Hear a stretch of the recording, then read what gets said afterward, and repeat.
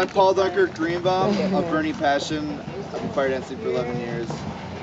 Fire fan tech at Fire Drums 2012. So we started out with full arm extensions, which is really easy concept of just having your arms fully extended. You can create different circles with it. And this connects to all sorts of different freestyle movements. You can really flow with it. It's really easy to move. So it's wall plane stuff. You can also work in the side plane and the ceiling plane. Different sort of movements that you can do, swinging back and forth. So and then you can add a spin to it. So spin's good practice is just doing finger spin all sorts of different places, up to your side, behind your head, behind your back, drop your fans a bit.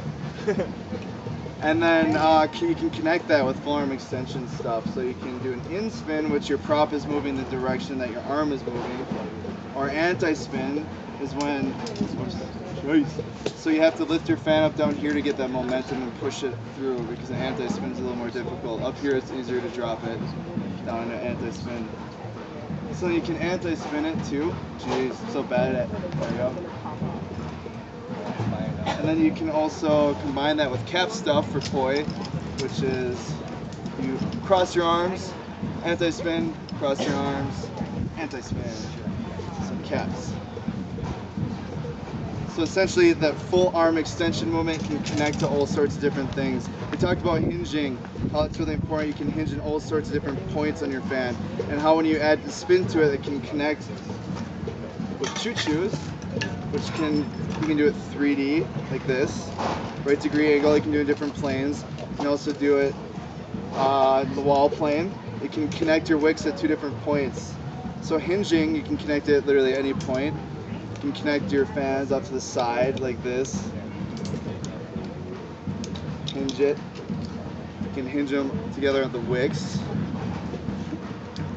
by the fan end, wick end, fan end, wick end. So you can essentially hinge and rotate at any different point, which is super fun.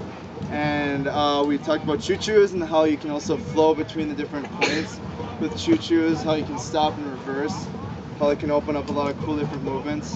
And we talked about being robots, doing double staff and club movements, which essentially we can start with our fans together, and then we can push off to the side and do an anti-spin. And then this is a half anti-spin, so working in this half time, we can also do a half anti-spin isolation, which means our fan ends come together, flip it, wicks come together, flip it.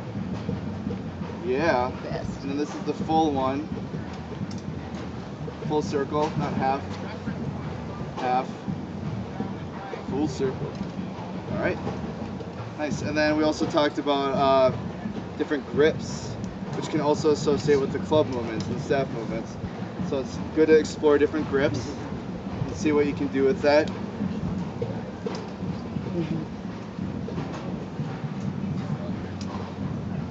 Cool.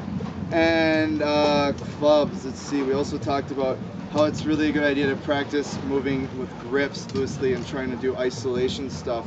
You can isolate by gripping your wicks together, by locking them, pulling them together like this. Two-dimensionally, I'm not actually wicking, or I'm not linking it by the metal, I'm linking it by the wicks, and you can isolate it. Or you can isolate it with it apart. It's a lot more difficult because you have to constantly change your grip. Well, this gets into cool practice for contact staff, or for like clubs and double staff stuff. So you can like do hybrid stuff, and it's a lot of really cool movements that you can do. So it's really good practice. And that's just for your movement with Fire Fan Tech. The point was you can move with these moves. Thanks.